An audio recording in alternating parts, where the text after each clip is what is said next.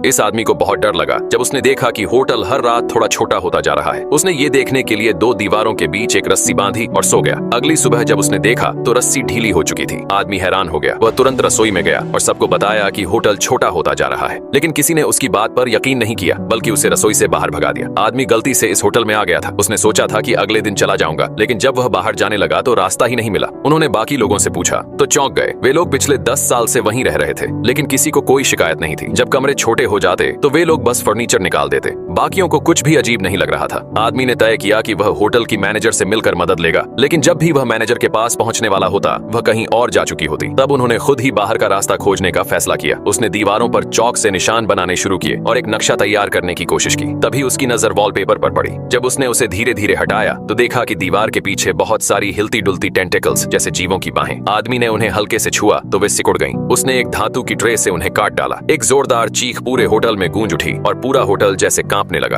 आदमी भागकर अपने कमरे में आ गया तो देखा कि सारे लोग अब अपने कमरों में छुपे हुए हैं। अब उन्हें आदमी की बात पर यकीन हो गया था और उन्होंने उसे अपनी उम्मीद मान लिया। आदमी ने उन्हें कागज दिए और कहा कि वे हर गलियारे में निशान लगाएं जहां वे खोज करें। उन्हें लगा कि इससे रास्ता जल्दी मिल जाएगा। सभी लोग खुशी खुशी खोज पर निकल पड़े। लेकिन जब आदमी वापस अपने कमरे में लौटा तो देखा कि सब लोग उसका खाना खा रहे थे और यहाँ तक कि उसका टूथब्रश भी इस्तेमाल कर रहे थे। मजबूरी में वह कमरे से निकल गया और गलियारे में ही लेटकर सो गया। धीरे धीरे वॉलपेपर ऊपर से झरने लगा और एक कंबल की तरह उसे ढक लिया। तभी एक फोन की घंटी बजी और आदमी उठ गया। उसने तेजी से कमरे में जाकर फोन उठाने की कोशिश की, लेकिन एक जवान आदमी पहले ही फोन काट चुका था। वह फोन होटल की मैनेजर की निजी लाइन थी। आदमी के लिए बाहर निकलने का आखिरी मौका था। गुस्से में आदमी उस युवक पर चिल्लाया और सबको कमरे से बाहर निकाल दिया। अब उसका नक्शा भी बेकार हो चुका था। थक हार कर वह चुपचाप बैठ गया। तभी दो अच्छे लोग उसके पास आए और उसे ढाढ़स बंधाया। उन्होंने कहा कि शायद बाहर जाने का रास्ता लॉबी में नहीं है। आदमी को बहुत निराशा हुई। तभी उसे ख्याल आया शायद दराज में कुछ होगा। उसने दराज खोली और हैरानी से देखा कि उसमें एक गुप्त रास्ता छिपा था। रास्ते की दीवारों पर टेंटिकल्स हिल रही थीं। आदमी थोड़ी देर रुका, लेकिन फिर उस रास्ते पर चलने लगा। रास्ते के अंत में उसे एक बहुत बड़ा अंडा मिला। जब उसने हाथ से उसे छुआ तो उसे महसूस हुआ कि उसके अंदर का जीव उससे जुड़ाव महसूस कर रहा है। वह भी आजादी चाहता था जैसे यह आदमी। उसने अपनी पूरी ताकत लगाकर उस अंडे को बाहर धकेला। जब उसने आंखें खोलीं तो पाया कि वह गहरे समुद्र के नीचे है। वह जीव अपनी टेंटिकल्स से उसे कसकर पकड़कर ऊपर रोशनी की ओर ले जा रहा था।